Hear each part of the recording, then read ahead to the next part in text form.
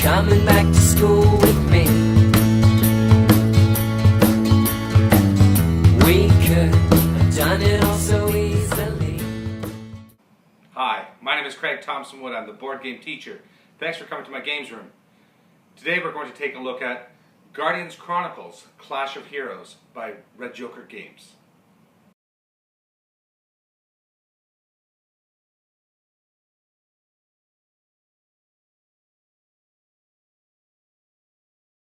At time of recording this video, it's been about 5 months since I did the first video for Guardians Chronicles, which was the rules tutorial for the first set. Very excited to say that today I finally get to do my rules video for the Kickstarter edition of Guardians Chronicles Clash of Heroes, which is the new and second set to Guardians Chronicles, not including the scenario booster packs that came for the original Guardians Chronicles. This is a whole new set, new game, with a lot more new elements and everything to it. Very excited to show it to you. Let's get right to it. But before we get right to it, I need to say that Guardians Chronicles, the first set, the rules are pretty much identical to the rules in this video, with the exception of things that they've added on for this new set. So in this video, all I will be looking at is rules and things that are exclusive to this set. If you're new to the game and want to learn how to do the basics such as movement, combat, value checks, and all those kinds of things, I will put a link in my section below, my comment section, where I will link you to my first video, which really goes through those rules very thoroughly on how to play the game and to do a lot of those basic things which you will then need to know for this game. But rather than redo it all again, I'll just link you to that first video and you can watch that one. So pause this video, go watch the first one, and come back to this one when you're done. And as in my first video, I'll be providing a table of contents so that if you're looking to reference a particular rule, you'll be able to find it without having to watch through the whole video. That table of contents will be coming up in 3, 2, 1.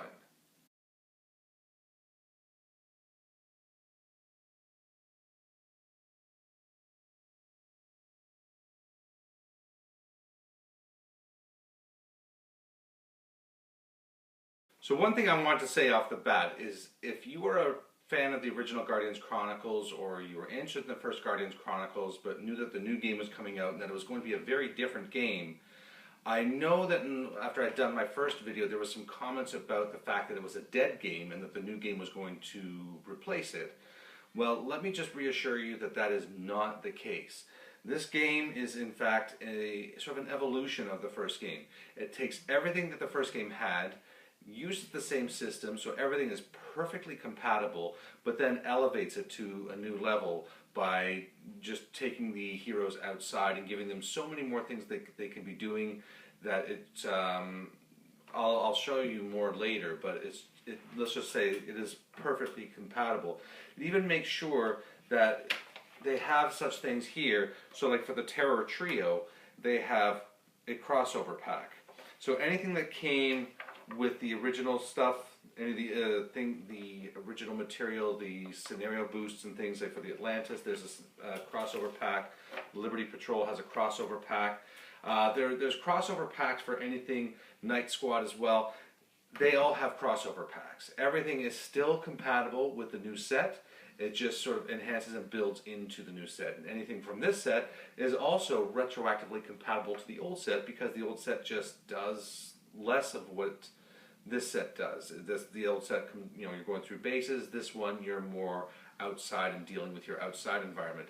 So the games are totally compatible. So let's not have any fears there. It's all good.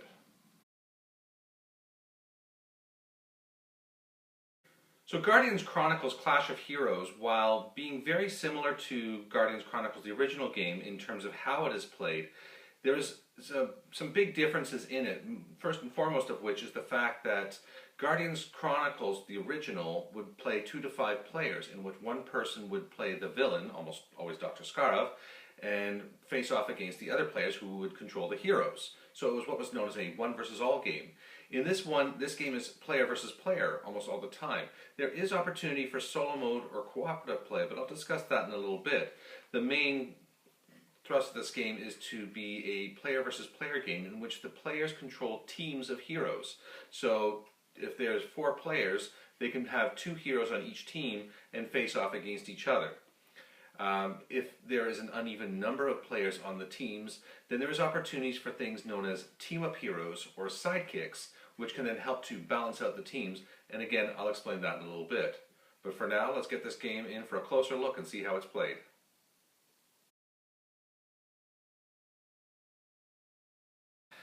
Unless you are planning on making your own scenarios and missions, which you of course can do, then you're going to be wanting to look into the scenario book for a set of prepared missions and scenarios which you can play through.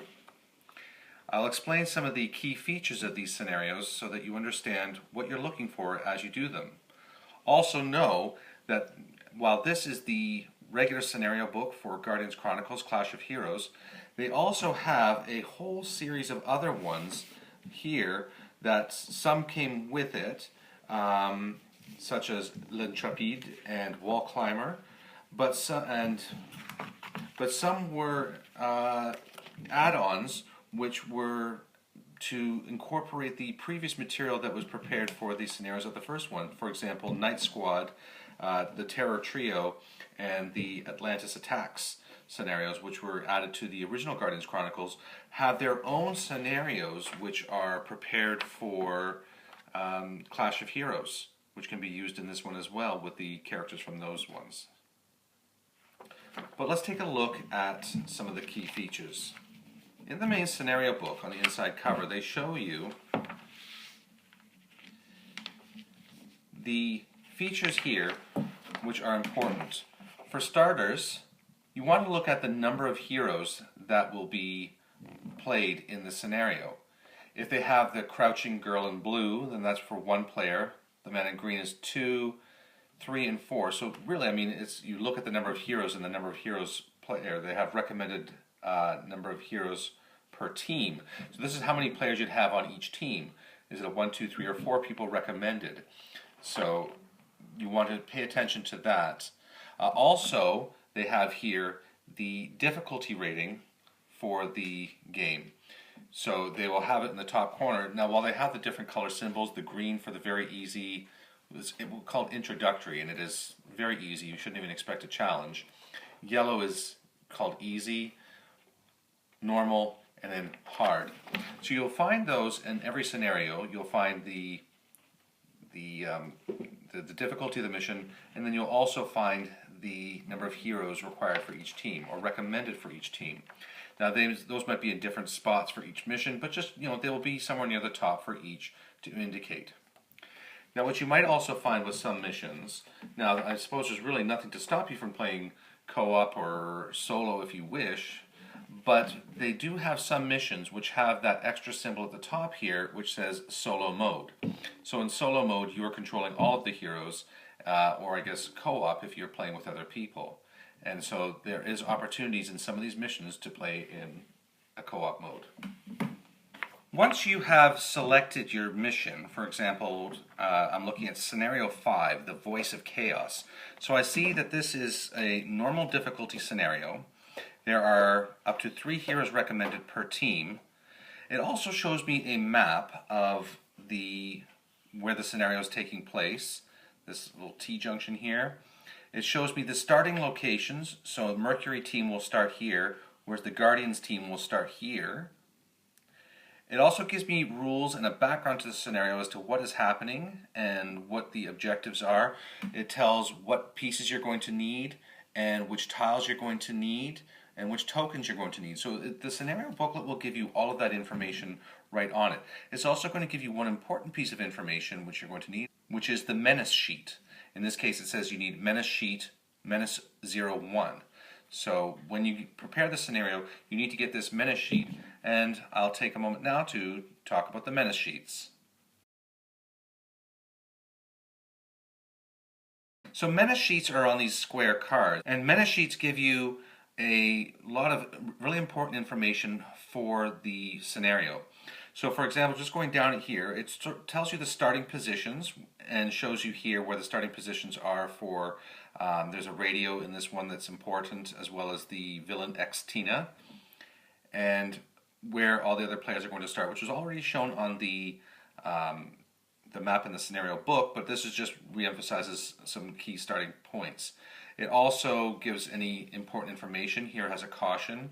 It says, unlike other scenarios where the two teams of heroes compete to achieve the same objective, the Voice of Chaos requires each hero to complete a different objective. Then it gives important information here about the radio relays that are being used in the scenarios, charming and the civilians, so how you charm the heroes, how you charm the civilians, and then the victory conditions. Now what's important to note with the victory conditions is some that say end the game and others that don't. So the victory conditions are going to be important to see if you achieve them or not, because that determines who gets the piece of the newspaper into their paper, which I'll explain all that in a little bit. But be aware that just by achieving certain victory conditions doesn't mean that you've won the game, unless it says end the game, in which case then you can score up. But you need to be trying to achieve different objectives throughout the game and be aware of what those are. Now, because the players are both controlling teams of heroes, the villain operates on an AI, an artificial intelligence. In this case, Xtina has a series of actions here that she will perform under certain circumstances. So if the heroes end their move on her tile, or if they, well, this is a beginning of the game thing. She starts with extra defense. If she's attacked physically, if she's attacked by range, or if they move onto her tile. All the different things that she will do in each of those situations. So the Menace sheet contains, the scenario book contains all the information for the map and the setup. This contains some further details about setup and important rules that are scenario specific, so heroes know how to play the game on this map, as well as what the conditions are for victory and how the villain will behave.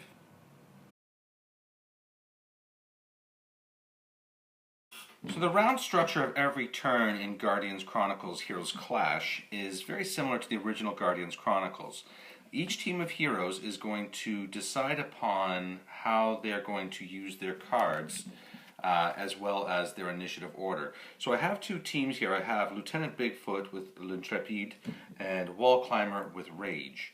So Lieutenant Bigfoot and L'Intrépide will decide who they want to go first, so maybe they choose that order, and Rage and Wall Climber will do the same, so maybe they choose that order.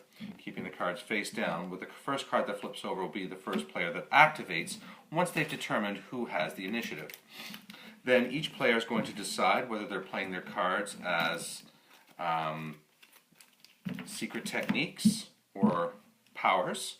So just randomly here, I'll put one here, and maybe L'Intrépide is playing there, whereas Rage is gearing up for something big, and Wall Climber, you know, maybe she's trying to ensure that the group goes before the other group.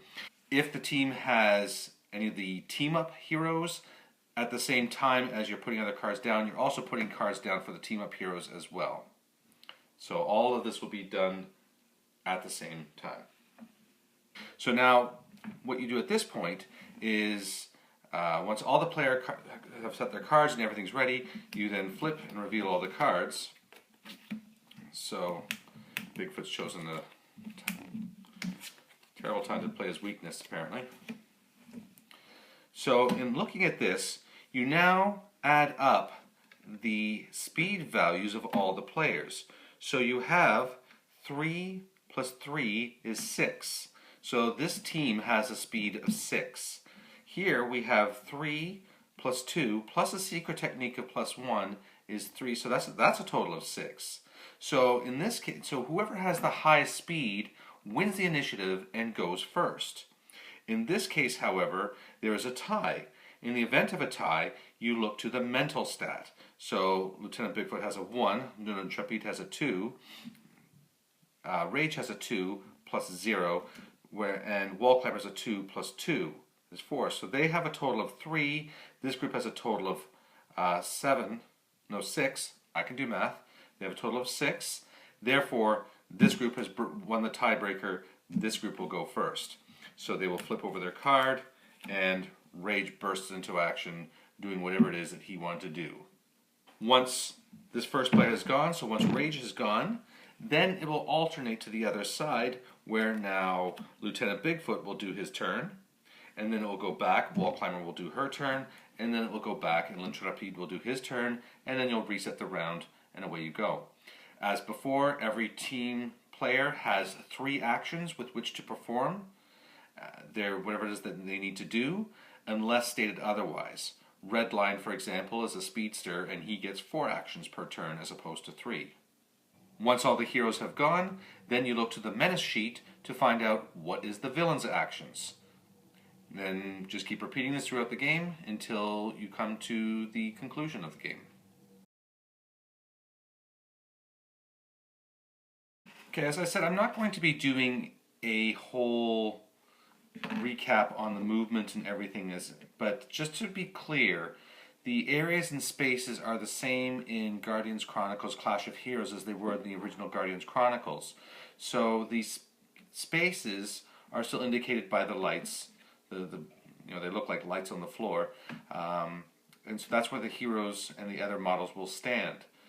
Orange spaces will indicate spaces which are in which you can interact with the environment, and they will be mentioned either on these particular cards, which are specific to the things within the environment and the tiles themselves. So the areas are shown by white lines. So moving from with every movement point, the characters can still move to any space within that area. Just as before too, just note that where there's the dark gray sort of walls, those are things you cannot move through, cannot interact through, cannot attack through, etc. So they can only enter in through spaces where there's a white line adjoining or bordering the 2 spaces. So as I mentioned, there are cards specific to each tile. So for AO3 here, they have this orange thing here. This indicates a subway tunnel, so you can go down in here to the subway tunnel. And for full rules on that, you can read the AO3 card. Now on the boards as well, you may put what they call in the rule book urban furniture. So you get things like hot dog carts and cars, motorcycles, all kinds of different things, and each one has its own specific card to indicate how you can interact with it. So with the hot dog cart, for example, there is 2 ways to interact with it, either mental or physical. Mental, in this case, if you're successful, you, eat a hot dog. You figure out how to eat a hot dog, and by doing so, you're able to take a damage token off of your ID card. Physical with these urban furnitures tend to represent just picking them up and throwing them at somebody, using them as a weapon, aggressive as they put it. And yeah, throwing a car at somebody is a pretty aggressive action. So again, you'd have to be at the orange space in order to interact with it, either to eat the hot dog or pick up the cart and throw it. And all the rules, as I say, will be on there. And I'll leave you to discover for yourself all the different urban furniture and how you can interact with them both in mental and physical ways. So one more here, like the car, you can either use your mental and drive it to move around the board more quickly, or, as I said, pick it up and throw it at somebody. All up to you. So as in the original game, Guardians Chronicles Clash of Heroes uses the newspaper system for determining victory, which side has won. So the first thing to be doing is to be noting on the Menace sheet, which shows here the victory conditions. It will show which newspaper pieces you're going to need to pull aside for this particular mission. For the Menace 1 sheet, the Voice of Chaos, you're going to need the Siren's Call and the Xtina Vocal Villain Silenced one. So in the Siren's Call even says on the bottom of the corner picture here, Menace 01, and it says it on the reverse as well. This one doesn't say Menace 1 because this one just relates to Xtina, the villain. So anytime you're using the Xtina villain, you would also use this one. You're also going to be needing any of the cards for any heroes that are being used, and then there is still the filler articles to make a perfect rectangular shape once you're done filling in the particulars of which heroes has done what. So in any game of Guardians Chronicles Clash of Heroes, the heroes are going to be adding pieces to their particular newspaper as different events are accomplished or not accomplished, as the case may be. So say, for example, in this mission where say the Guardians were Wallcrawler and Rage, and the Mercury Herald is covering Lieutenant Bigfoot and L'Intrepide. So say during the mission, Lieutenant Bigfoot and L'Intrepide managed to knock out X-Tina. So knocking out X-Tina would give them the X-Tina Vocal Villain Silenced achievement, and they would add it to their newspaper. But during the course of the battle, they were not able to take out the radio transmitter, which is the biggest of the achievements that they should have been focusing on. And so this one goes over here on the side for Wallcrawler and Rage. Now it's time to look at their personal objectives. So as before, all of the heroes have personal missions that they are looking to do during the course of the game. If they achieve this objective, then they're able to put the blue side up. There's a red side, but now if I'm understanding correctly now, it's not just if they do not achieve it, but if they are knocked out during the game. So Wallcrawler, let's say she managed to achieve her objective, but let's say Rage did not, but he also was not knocked out. And then, so we'll take his and we'll put it to the side. Whereas L'Intrepide managed to achieve his objective, but then Lieutenant Bigfoot was actually knocked out during the game, so we'll put his red side up. Now that we've finished all the set objective pieces, we'll fill in the blank spaces with advertisements, like so, and that will then help us to determine the victory. I mean, you don't have to do this, but to me it's a fun thing and I really enjoy this part of it. But now what they've done is they've assigned point values to each of the pieces. So a piece of this size is worth 4, whereas a piece of this size is worth 2, and the individual achievements of the heroes is worth 1 each. So in this case, the Guardians Chronicles heroes have 4 5 points, whereas this team has 2 3 points. Therefore, the heroes of the Guardians Chronicles side are declared the victors.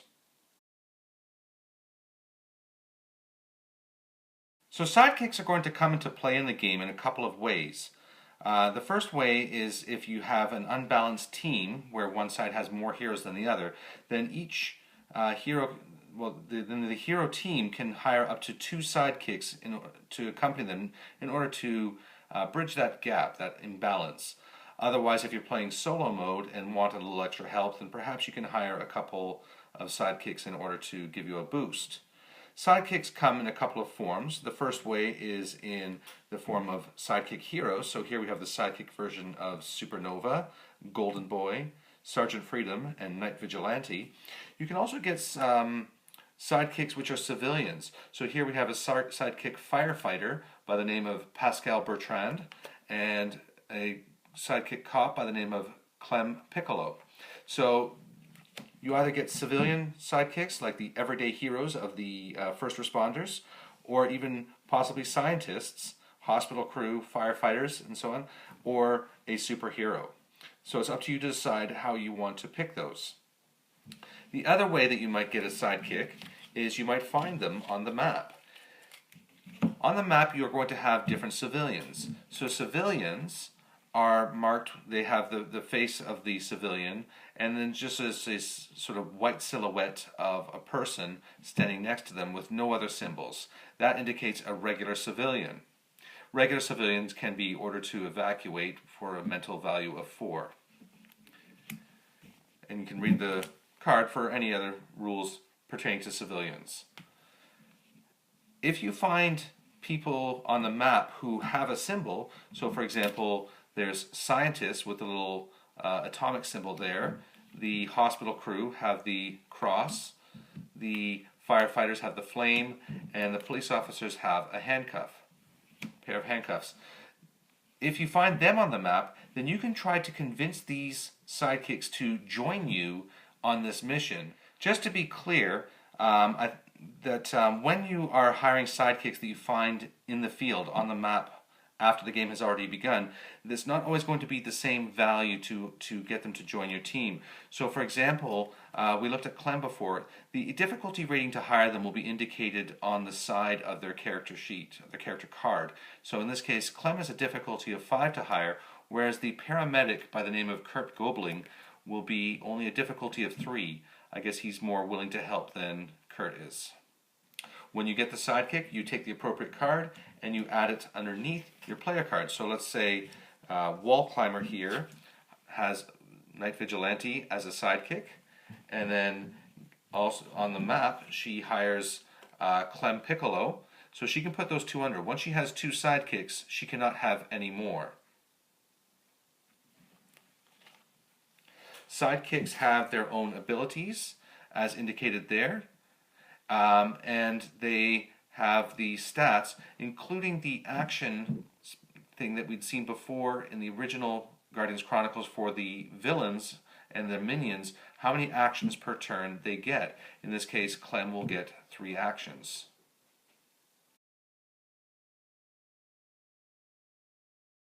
So if you're playing in a game and there's an uneven number of players, so that you have an uneven number of heroes on both teams, then one thing you can do to make up the difference is, besides sidekicks, is to hire a team-up mode hero. So a team-up mode hero is a weaker version of a regular hero, but it helps to give a bit of balance into the game, and this way one person will control 2 heroes. So let's say, for example, myself and 2 other friends decide we want to play this. So maybe I'm playing by myself on one team and my 2 friends are on the other team. I'm decided I want to play Ultra Woman, but to make up for the fact that I don't have a second hero, they have 2 heroes, I only have 1, I'm going to hire Sergeant Freedom as my team-up mode hero. So the first thing I'm going to be doing is I'm going to take my Sergeant Freedom initiative card, because he's going to need to put an initiative card in as well as Ultra Woman. I am then going to take his cards. I'm going to remove all of the veteran and rookie cards from the deck first, because I won't need those. I'm just looking at his normal cards. I then look for his weakness card. I'm going to take his weakness card. That has to be taken. And then I'm going to take 3 cards of my choice from the remaining 7 cards in his deck. So let's say, for example, I take Evasive Tactic, Melee Expert, and Uppercut. So those are that will now make my Sergeant Freedom deck. So he has these 4 cards with which I can play each turn. During the strategy phase, as I'm planning for Ultra Woman, I can also place a card for Sergeant Freedom. Now, I'm not 100% clear, and I'll have to look at an FAQ, and hopefully an FAQ will come out for this soon, but it says that you can place a power card. Now, I'm not sure if they meant it that specifically, that you can only place a power card, meaning 1 power card, but like I said, for now, letter of the law says you can place a power card for him.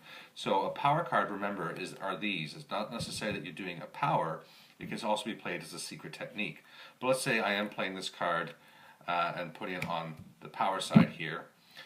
So another thing you can do during the strategy phase is you can take 2 +1 tokens and you can add these to 2 of his stats at the turn. These will then be cleared off during the end phase to be reset during the next strategy phase. Team-up heroes have 3 actions, and unlike regular heroes, more like supervillains, the team-up heroes will not take wound cards into their hand. Instead, once they have reached their threshold of wounds, they will be eliminated from the game.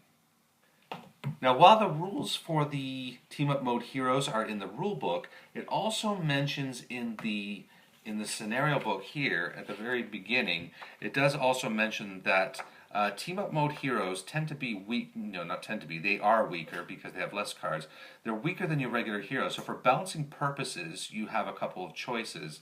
You can either I could use the veteran version of Ultra Woman to balance out the fact that I have a weaker Sergeant Freedom, or one of my opponents could take the rookie version of their hero to help balance it out a little bit further.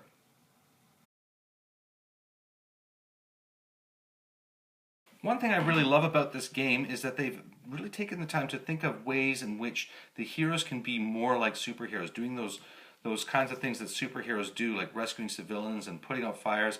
So they have rules now for things like fire. So remember, a lot of extra rules and things that are in the game you may not find in the rule book, and that's because you will find them on the cards. So always remember, if you can't find something in the rule book, look to see if there's a card which explains the rules.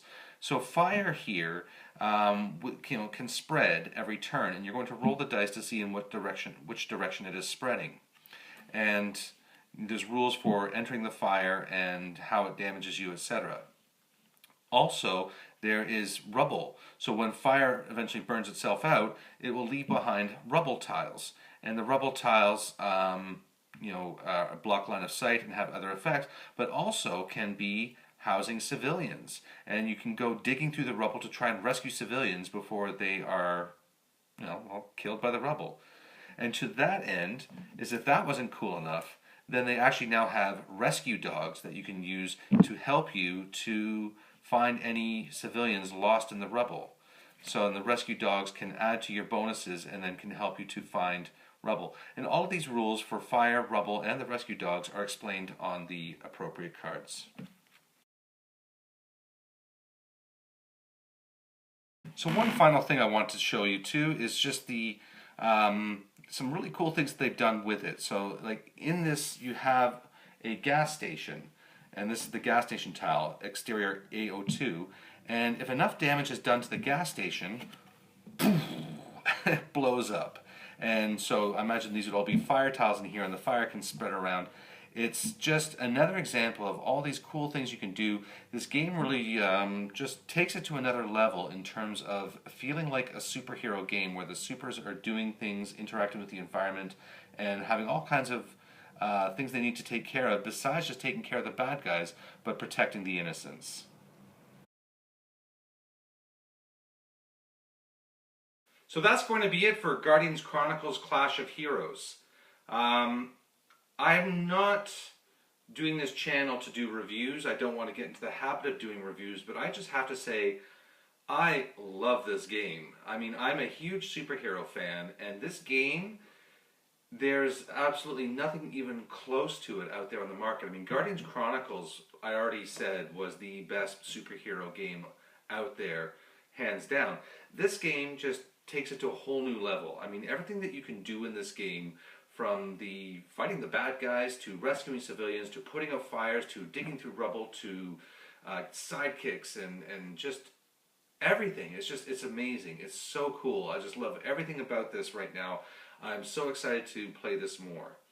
So if you have any questions about this video, if you maybe would like to see me do a playthrough of this game, please leave me a message in the comments section below. But until next time, I'm Craig Thompson-Wood, the board game teacher, saying thanks for coming to the classroom.